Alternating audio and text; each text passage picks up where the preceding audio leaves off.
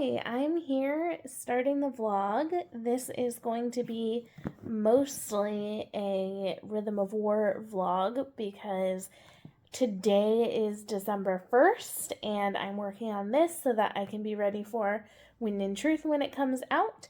I am, I think, just at or slightly over the halfway point, so I thought I would come give you an update and let you know what I'm thinking of it. I have to say that it's really kicked off for me quite a bit. It's not that I was struggling with it at the beginning, just things were a little slower, and we've really seemed to hit some of the big conflicts. There was a point when I was reading this on Thanksgiving, and we had to leave to go to Thanksgiving with some friends, and I did not want to put it down because I was in the middle of like this huge conflict and I had just been like reading all morning. So I'm really liking where we're at. We have some very interesting conflict happening, lots of intrigue. So I'm really enjoying that. I'm loving the fact that we're getting so much from Navani's point of view. She's one of my favorite characters in this series. I just love all her work with the Fabrials and with like the science of the magic, her work with Spren. And in this book, it's just gotten so interesting, the things she's doing, and I'm just really loving getting to see her character shine. I think that there's a lot going on, and I am finding it a little difficult because we're having to spend a lot of time in certain places, and then we don't get back to it for quite a while. So sometimes it's a little hard because I get really stuck in one point of view, and then it's harder to like go somewhere else because they are all very different things happening in the different points of view. So that is a little bit difficult, but I'm loving the ones that we're getting right now, and I'm really excited about what we're going to get moving forward. Then I've been listening to Red River 7 on audio, and I'm about 36% of the way through. And it's such a bummer that I'm going to say this, but I think I'm going to DNF it because I'm just finding it really hard to like keep track of the story. I've been listening to it not even when I'm doing something like complicated, just when I'm, doing small chores here and there, and I'm finding that I'm really like wandering off in my mind from the plot, and the characters are quite hard to follow. So the premise of the story is amazing, and I really loved the opening. The premise of the story is that this man wakes up on a boat. He doesn't remember anything about himself, and then he finds that there are other people on this boat as well who have the same problem. And it's this kind of post-apocalyptic thing. It reminds me a lot of Annihilation, and it wouldn't surprise me if he pulled a lot of inspiration from it. One thing that was really hard is the fact that the characters don't remember their names, but they all have like an author like name tattooed on their forearm that they refer to themselves as. But I'm finding it so difficult to like connect with them because they don't know anything about themselves. And so I'm just finding it really hard, and it's also kind of leaning into like the grimdark, which isn't my favorite, so then everyone's kind of like unlovable, and when you don't get a lot of character development anyways, it's hard to root for anyone. So I'm struggling with that a tiny bit, and I just think that maybe I should DNF it, even though it's kind of short. I'm like over a third of the way through the book. It only has like 4 hours left, but if I'm like having a hard time paying attention to it and I'm kind of losing what's already happening, I should probably just DNF it. That comes to the third book that I'm reading, and I know I said I'm focusing mostly on this, but I can't read this anywhere but my house right now. It's just too big, so I need something for when I'm on the go. So I started reading a book called Mickey 7. This is a book I have out from the library, so I want to read it in December because in January I have some big plans for the new year that involve not reading as many library books. So I thought I would try to squeeze as many as I can in December. That way, when they all go back at the end of the month, I won't be missing them too much. So I started reading this one, and this one is really keeping my attention. I'm only 25 pages in. I've been reading it physically, but I also have it on audiobook, so I'll probably switch to that being my main audiobook. This is about a man who agrees to get his brain uploaded into a computer system so that when he dies, they can make a clone of him. And he's called an expendable. That's what they call them. He ends up getting put into, this is a sci-fi book, in case that wasn't obvious based on what I was saying. And this is set kind of in the future with space colonies, and they're trying to find a new planet to inhabit. And so when they're out there doing that, Mickey 7 is the one that we're following. He's number 7 of the clones. If he dies, they just create a new body, upload his brain to it, and then send him on his way. He'll do medical testing. If he needs to go help repair the spacecraft, he'll go out into space to repair the spacecraft. He'll do anything that is dangerous for a normal person or a robot, because it's really hard to get metal where they are. And so pretty much anything is easier for him to just do it because he's expendable. And I'm really liking this. I think it has such a good tone. It's slightly snarky and humorous without being over the top. So it feels a little light, even though the topic is a little heavy of putting yourself in dangerous situations and dying over and over and being sort of brought back to life. So I'm really liking it. And I just got to the main conflict where he thought he was going to die, the people left him, and then something happens, meaning he doesn't die, but he goes back to base, and there's another clone. And in this world, that's really bad. The government doesn't want there to be 2 of him, so there's Mickey 7 and Mickey 8, and we're trying to figure out what's going to happen because that's not good. The government will probably destroy one of them, but Mickey 7 doesn't want to go. He doesn't want to just die, but neither does Mickey 8. So I'm really enjoying this so far, and I think it's going to be really good. And I also have the sequel, so if I really love it, I can hopefully just bounce right into the sequel and kind of knock out what I think is just a duology, or at least it will be both of the books that are published if he does ever continue to make more. So that's my update. That's where I'm at. I'm going to be focusing on this for the evening, hopefully getting to page 700 would be amazing, but that's probably a big ask at this point, but I'm just going to read as much as I can in Rhythm of War today. It's the first soft light of the shy desert morning that reminds my blood to come alive. Don't take me downtown with these worn out shoes. There's no place for my bag, I'm heading out. Hey, I don't need no news, there ain't no use for that where I'm going. And that's the way back to your heart. It widens all the time. It's the first soft light of the shy desert morning that reminds my blood to come alive. Don't take me downtown. Oh, no, no, no, no. Oh, no, no, no, no.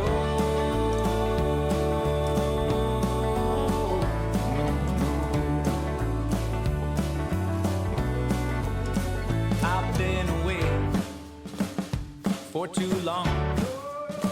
Don't make my bed for me, 'cause I'm seeing it through this time. In my own company, and as the way back to your heart, well, it widens all the time. It's the first soft light of the shy desert morning that reminds my blood to come alive. Don't take me downtown. Oh, no, no, no, no. Oh, no, no, no. No, no,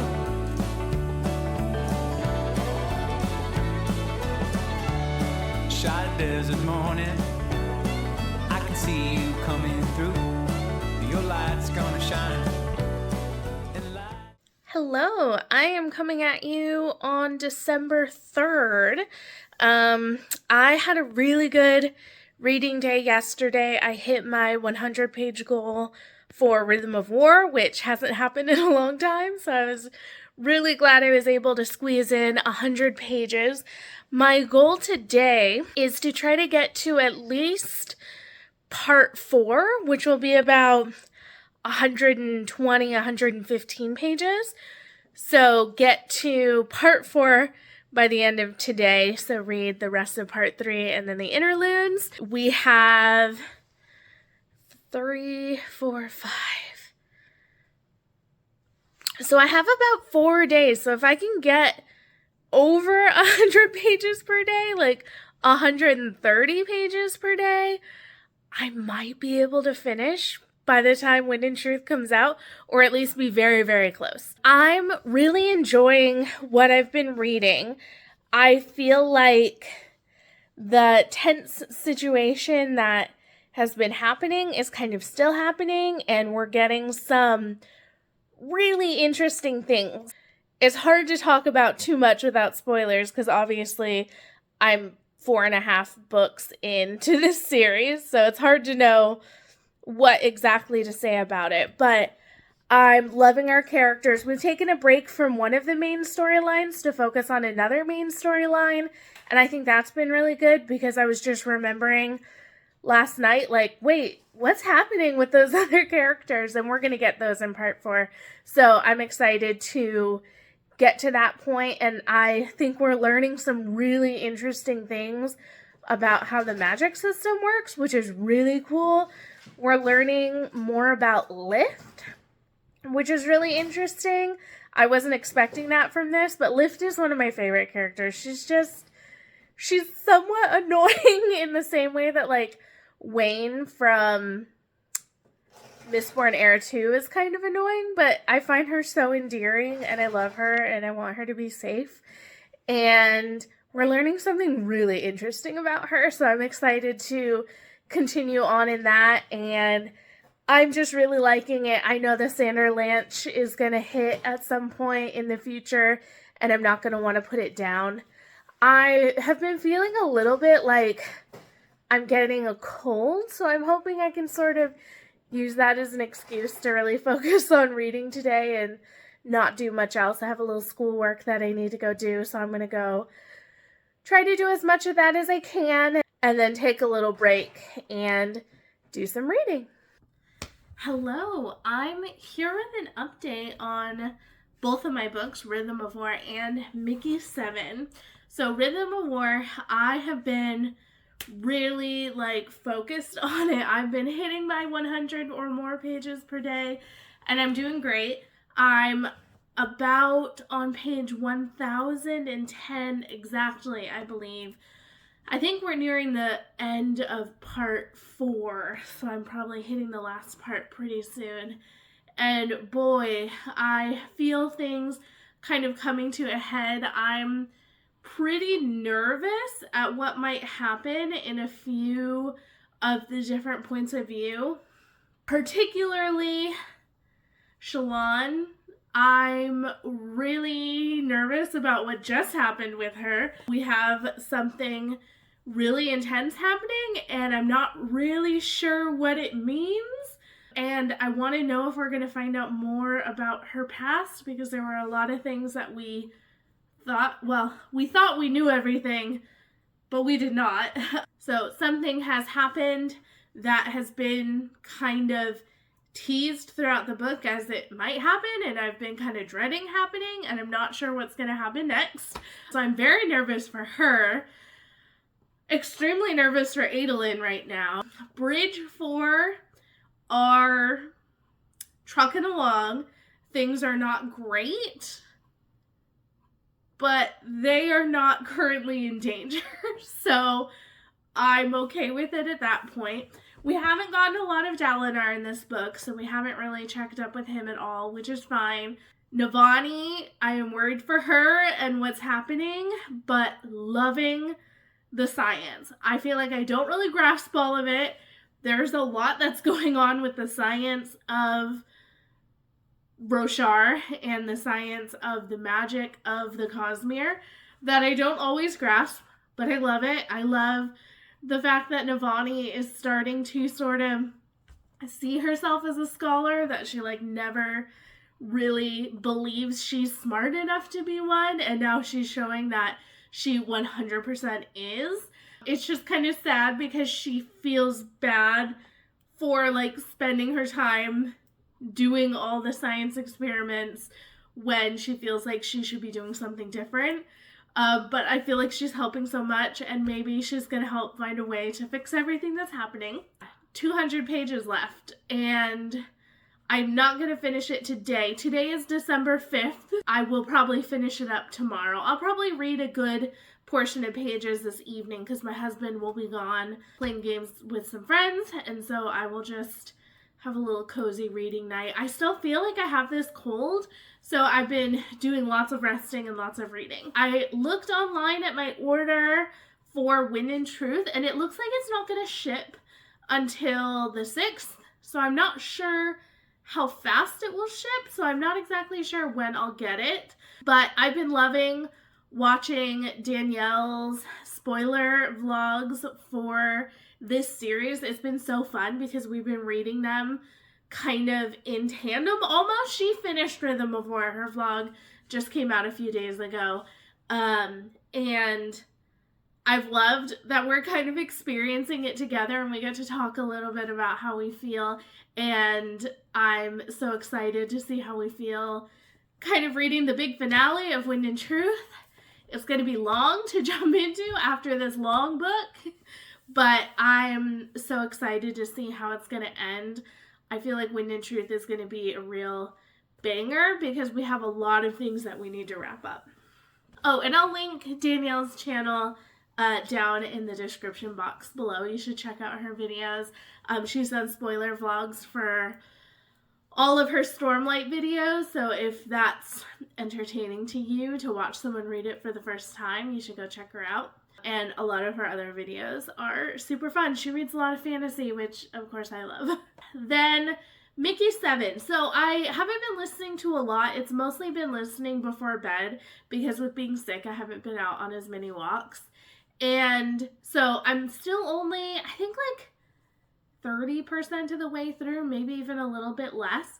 And so this is something that I kind of struggle with a little bit in books. The opening, super heavy, like action, interest, intrigue, and then that gets you like hooked, and then all of a sudden plot comes to like a screeching halt, and we're getting backstory, and we're getting science, and we're getting conversation, and it's not as interesting as the action that started the book. I feel like I'm not super connected to Mickey as a character, and so his plight isn't that interesting right now where we're at. I feel like the plot has not progressed. Well, it hasn't progressed since where I last updated you like 5% of the way through. Like, Mickey 7 thought he was gonna die. He didn't, but they ended up making another clone of him, so Mickey 7 and Mickey 8 now exist together, and that's a bad thing. They have to kind of hide it. Neither one of them want to die. We're still at that same plot. So I'm a little frustrated because I'm like, this is a short book. Like, this book is like 250 pages or less, I think. So how come you don't have enough plot to like fill that whole book? Why are we slowing way down? Why are we doing backstory so much? Why are we having these really like drawn out conversations on science? As someone who wants to be an author, I try to look at what's working and what's not working in books. One thing that I love about Sanderson specifically is he talks in his writing class, he talks about that promise and payoff. If you promise something at the beginning of a book, it should pay off at the end of the book and throughout the book. And I just think that Edward Ashton, who wrote Mickey 7, he promised something, and we're not seeing that payoff. We're seeing very slow pace when the beginning is super action-based. I was like, yes, action sci-fi. Like, I'm reading Rhythm of War right now. It's, long, epic fantasy. I want something snappy. And I'm not getting that. But the beginning promised me that. So then when we slow down and it's like, let's talk about this character's backstory, I'm like, I don't know that I cared that much. I was hoping for like snarky action comedy, which is what was promised at the beginning, and I'm not seeing that. It's the same thing with prologues. A lot of people get frustrated with authors who write amazing, moody, atmospheric prologues, and then chapter 1, it's like something completely different. And I think that is really a misstep as an author. Your story doesn't need to keep up a breakneck action pace. I just think we got like 5% action, maybe even less, 3% interesting action, and then we've had like 27% of basically no plot moving forward. We just learned a little bit more about the character and the world. And so I think that really kills the momentum when you have me on this roller coaster ride. Whereas if we open with backstory and characterization, I'm getting involved with Mickey 7. I'm starting to learn like who he is. I'm learning the science. Then hit me with that action and carry the action through to the end. It's a balancing act as an author, and I think that you have to be really careful what you promise in those first few chapters and how long does it take for that payoff to hit. So I just think that's something that I'm struggling with, and also something that I like to think about when I'm reading, like with pacing especially, what is working and what's not working. So I would love to know your thoughts on that. Like, how do you feel when stories kind of start in this huge action sequence and then they majorly slow down to do a lot of background and let you get to know the world and the characters and all that? Like, how do you feel about that? Do you think that you like that because it immediately pulls you in? Or do you find it frustrating because what pulls you in doesn't necessarily reflect what's coming in the next chapters? I would love to know your thoughts on that because it's something I think a lot about and I think is a really interesting topic for discussion. I'm going to go read some more Stormlight. Hopefully I will be talking to you tomorrow about what I thought about finishing it. Okay, quick update. I have 70 pages left. I was reading it earlier and we had some people here that were working on replacing our water heater, and they were downstairs and I was reading on the couch and they were coming like up and down, and I'm like reading through the Sanderlanche. It is here. It is very intense, and I'm like tearing up because something happens, and I'm like, oh gosh, if I keep reading, I'm gonna be sobbing, and this maintenance man is gonna like come upstairs and be like, what is wrong with this lady? So I was happy that he was able to finish and go so that I could read a little bit more, and literally sobbed my eyes out. There were points where I could not read because I was crying so much. One of the things that happens near the end, I may never forgive Sanderson for. I saw one part of it coming and didn't see the second part, and it was so sad. Oh my gosh. I can't believe it. And there's something that I really want to happen, and I don't know if it will. It has to do with Navani, and I really hope it happens. I don't know if it will. We just got a hint that maybe not, but I really, really, really, really want it to happen. And I'm so nervous for what's going to happen. I have 70 pages left, and I am staying up tonight to finish it, and I will update you when I'm done. I'm done with this, and I am borderline speechless. The last 200 pages of this were insane. They were so action-packed. Things that I wanted to happen happened. Things that I was afraid would happen happened. Oh my gosh. Things that I didn't even know were a possibility happened. And I just feel like this book made the whole world bigger. The Cosmere is just so much bigger than I feel like I had ever felt, which is how I felt after reading The Lost Metal. When I read The Lost Metal, I was just in awe of what Sanderson was doing, and that is how I feel about this book. The Cosmere is something beyond anything I've ever read, and this book may be the best book I've ever read. I don't know if that's just recency bias because I just read it, but holy cow, like, I enjoyed Words of Radiance. I enjoyed The Way of Kings. I loved them. This feels like a step beyond it. Like, this book is just so massive. There are like 3,400 pages leading up to this. This is a huge work. And not even just that, because there's also like the rest of the Cosmere leading up to this. And that is not something you get with other books. Like, I don't know how I can pick up something else after this. Like, how can I read a standalone fantasy when I've just read a book that has this massive story behind it that's just building and culminating into things that are mind-blowing and awesome and crazy? Like, I am so worried for these characters, worried about what is going to happen. The epilogue has me so freaked out.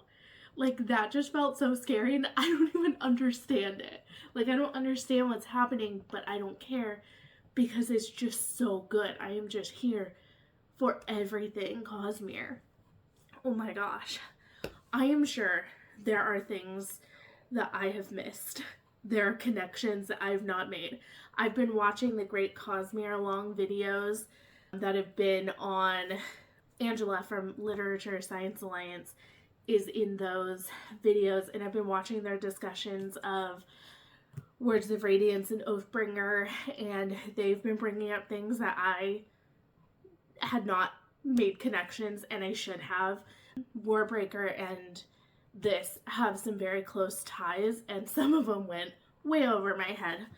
And I think that may, like, happen because this is like my first time reading it, and I've read the Cosmere very drawn out over a long period of time, and I haven't reread anything from the Cosmere, so that's kind of bound to happen a little bit, that I'm gonna forget things. Like, I read the Mistborn series so long ago that I really don't remember it very much. Same with Elantris. Those are the things I read first, and I don't remember them that much. But this year I started Way of Kings in April. I read Words of Radiance, I think, in May. Then took a little break, a couple months, read Oathbringer, and then this.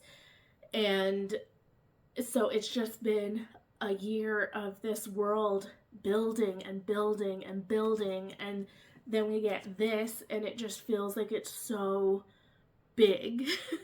And I love it so much. Like, this is making me so excited for some of the other long fantasy, like the Realm of Elderlings on my shelves, because I just love a big fantasy world. Like, I love short, concise books too, but big, huge, epic worlds are my favorite, because the emotions that I feel reading a book when I've had this long to get attached to the characters and I'm worried about them and I'm invested in the world and what happens is unmatched than in something like, standalone fantasy.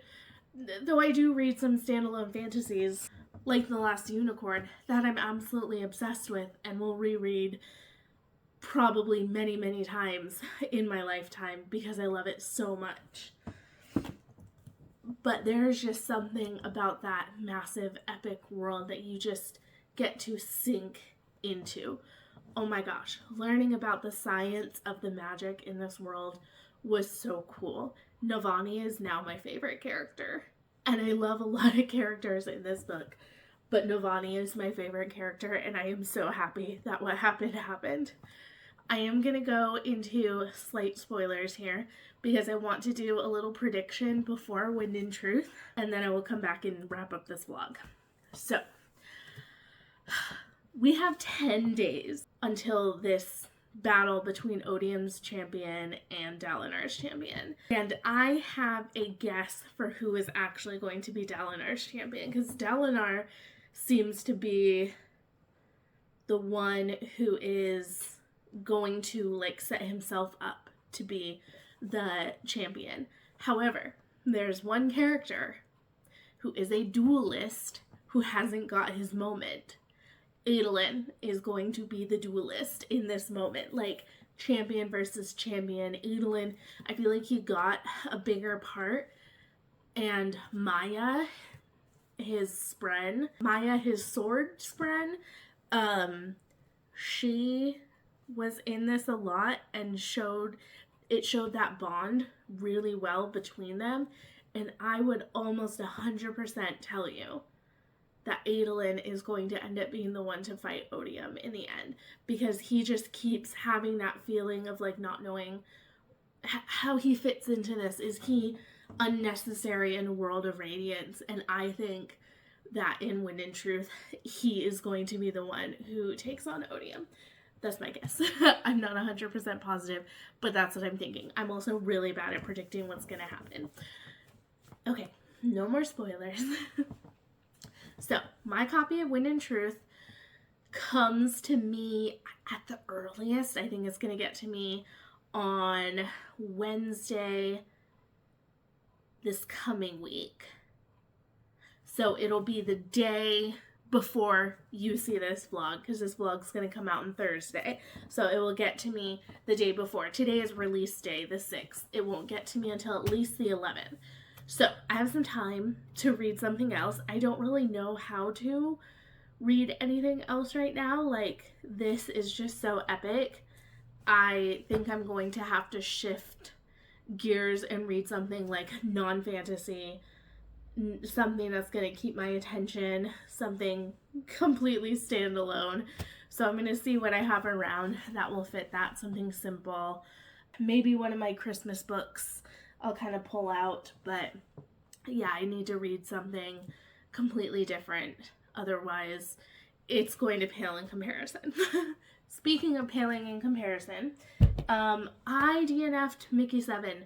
I got to 45% and I just could not find a plot to follow. I really lost steam with this. I was really enjoying it, and I still like the humor and the voice. Like, I would not say no to another Edward Ashton novel, but I don't know, I just did not find anything to latch onto to keep me going. So it was, and maybe there's an issue with me in audiobooks right now, because I feel like this has been happening a lot with audiobooks where I'm like, I just find myself not listening, or maybe I just have been picking up books that just aren't for me, which is fine. So I'm going to DNF that, which means I also won't be reading the sequel. I will scratch that series off, which is fine because I don't want to take any more series into 2025 than I have to. So that's great. I will find another audiobook to listen to in the coming days. Hopefully something, maybe something that like I can physically read and listen to on audiobook. Like maybe I am having a little trouble listening to audiobooks right now, and so if I'm reading something physically and listening to the audiobook, that'll be fine. But Mickey 7 just wasn't for me. I think there are plenty of people that this would work for. I think it also just suffers because anything in comparison to Rhythm of War right now is just bad. Almost. It's not, but it feels that way. Everything just is gonna pale in comparison to Rhythm of War right now. I'm on this like emotional mountaintop and I need some time to like come down from that. So I'm going to be ending this vlog here. If you are reading Wind and Truth, I wish you all the best, and maybe some of you have finished it at this point, which wouldn't surprise me. It will be a little while before I get to it, which I think is okay. I can wait a little bit longer. Everyone else did their waiting between Rhythm of War and Wind and Truth coming out. I can wait a few days. Do you have any amazing audiobook recommendations? I would love to know if you have any that you absolutely enjoy reading. You could let me know down in the comments. Otherwise, you can just stop by and say a quick hey. I'd love to chat with you about